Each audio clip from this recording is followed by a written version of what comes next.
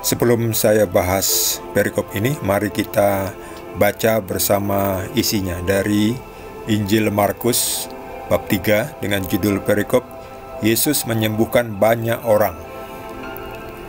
Kemudian Yesus dengan murid-muridnya menyingkir ke danau, dan banyak orang dari Galilea mengikutinya, juga dari Yudea, dari Yerusalem, dari Idumea, dari seberang Yordan, dan dari daerah Tirus dan Sidon datang banyak orang kepadanya, sesudah mereka mendengar segala yang dilakukannya.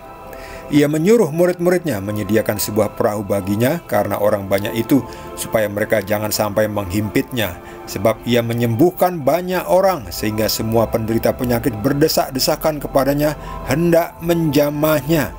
Bila mana roh-roh jahat melihat dia, mereka jatuh tersungkur di hadapannya dan berteriak, "Engkaulah anak Allah." Tetapi ia dengan keras melarang mereka memberitahukan siapa dia. Demikianlah sabda Tuhan. Yesus menyembuhkan banyak orang. Setelah sebelumnya Yesus menyembuhkan orang yang lumpuh tangannya, lumpuh badannya di dalam sinagoga. Sekarang Yesus mau ke Danau Galilea. Yesus sudah mulai dan makin terkenal. Orang banyak sudah mengenal Yesus. Kabar seperti ini cepat sekali tersebar. Kalau Anda mungkin mengalami sakit penyakit, lalu teman Anda merekomendasikan, coba berobat ke si itu, berobat ke si ini. Dia itu bisa menyembuhkan penyakit ini, bisa menyembuhkan penyakit itu. Pasti Anda mungkin akan mencoba-coba ya. Karena mungkin dengan tindakan medis ke dokter sudah tidak ada perubahan ya. Ya kita pasti secara alamiah akan mencari alternatif. Demikian juga ini. Apalagi Yesus. Kalau di dunia ini pengobatan alternatif itu tidak menjamin kesembuhan, beda dengan Yesus. Yesus menjamin dan terjamin dan sembuh. Fakta, terrealisasi, nyata, mukjizat, disaksikan banyak orang. Disaksikan banyak orang, makanya tersebar kemana-mana. Ini, lihat ini. Mereka mendengar segala yang dilakukannya. Berbondong-bondong dari Yudea, Yerusalem, dari Idumea, dari seberang Yordan, daerah Tirus, dari Sidon, datang menemui Yesus. Sampai akhirnya mereka datang tuh ingin menjamah Yesus, karena ada kuasa. Menjamah jubahnya langsung sembuh. Bayangkan, siapa coba yang bisa? Orang sakti mana yang bisa di dunia ini yang seperti itu ya? Itu harus super suci. Manusia tidak bisa super suci.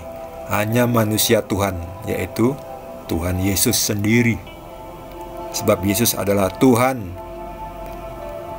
100% Tuhan, 100% manusia. Makanya dijamah. Dengan menjamahnya, orang menjadi sembuh. Mereka berdesak-desakan seperti ini nih Yesus nih ya. Ini orang sakitnya, timpang. Mereka hendak menjamahnya, sembuh. Dan bahkan ada orang yang kesurupan, kerasukan itu, mereka jatuh tersungkur di hadapannya dan berteriak, "Engkaulah anak Allah." Itu artinya yang ngomong itu adalah setan juga. Setan tuh ngerti. Roh-roh jahat tuh ngerti siapa tuh Tuhan Yesus. Kita manusia nggak tahu ya. Tapi setan ini berteriak, "Engkaulah anak Tuhan," tapi bukan bermaksud untuk menyembah Tuhan Yesus. Mereka tuh mengatakan "Engkaulah anak Tuhan" itu dengan maksud supaya Yesus nanti dipentungi karena mengklaim dirinya Tuhan. Padahal Yesus memang Tuhan. Ya, beda ya. Setan itu tahu Yesus adalah Tuhan, tetapi setan gak mau menyembah Tuhan yang benar. Setan tahu siapa tuh Tuhan, tapi gak mau bergabung dengan Tuhan. Karena setan ingin jadi Tuhan, ingin berkuasa. Sama seperti di dunia ini ya, orang-orang yang sok kuasa, sok berkuasa, sok hebat, maunya menang terus, nggak pernah mau ngalah. Itu adalah pengikutnya setan. Ketika ada Yesus, roh-roh jahat itu tersungkur ya, nggak bisa apa-apa ya. Padahal Yesus cuma diam saja ya, nggak perlu bertindak apa-apa, tetapi roh jahat itu langsung membuat manusia yang dirasukinya jatuh tersungkur. Dan gak hanya itu saja, sampai mengakui bahwa engkaulah anak Tuhan, adalah Tuhan itu sendiri. Tapi Yesus dengan keras melarang mereka memberitahukan siapa dia ya. Diam, pergilah dari orang itu.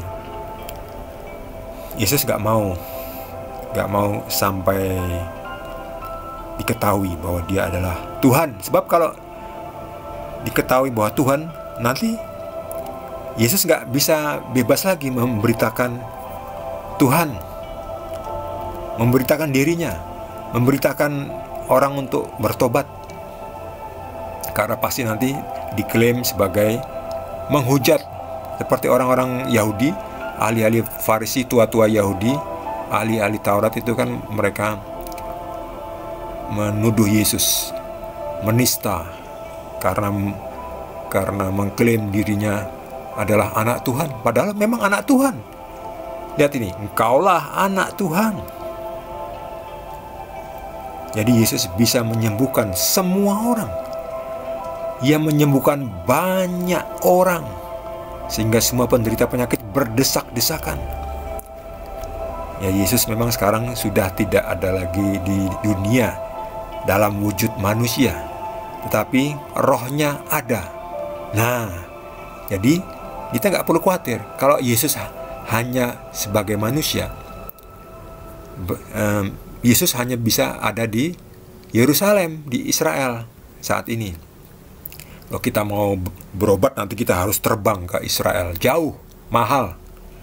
Untungnya Yesus mengatakan, kalau saya tidak pergi, maka Roh Kudus itu tidak bisa saya kirim. Tetapi kalau saya pergi, aku akan mengirimkan Roh Kudus. Roh Kudus itulah yang meneruskan ya, menggantikan Tuhan Yesus. Justru itu bagus, karena apa? Sekarang Yesus bisa berada di mana-mana dalam wujud Roh Kudus. Bisa merasuki badan kita juga. Jadi kita nanti penuh dengan Roh Kudus. Kalau kita sudah penuh dengan Roh Kudus, sakit penyakit hilang. Otomatis akan perlahan-lahan lenyap. Nah, syaratnya apa? Syaratnya tobat. Nah, tobat dulu, lalu mulailah lakukan tindakan menyucikan dirimu. Tobat dulu, sucikan dirimu ya. Lakukan apa yang Tuhan Yesus katakan, ajarkan. Pastilah sembuh, seperti halnya orang-orang ini yang datang langsung menemui Yesus dan menjamah Yesus. Mereka sembuh. Demikian juga kita nggak perlu lagi pergi jauh-jauh ke Israel untuk menemui Yesus, sebab Yesus sekarang sudah ada dalam wujud Roh Kudus. Bagi saudara yang mendapatkan tambahan pencerahan, bolehlah berbagi dengan kita. Yang belum subscribe, jangan lupa di subscribe dan juga di like. Kita akan lanjutkan dengan perikop berikutnya dari Injil Markus. Terima kasih. Tuhan Yesus berkati kita semua.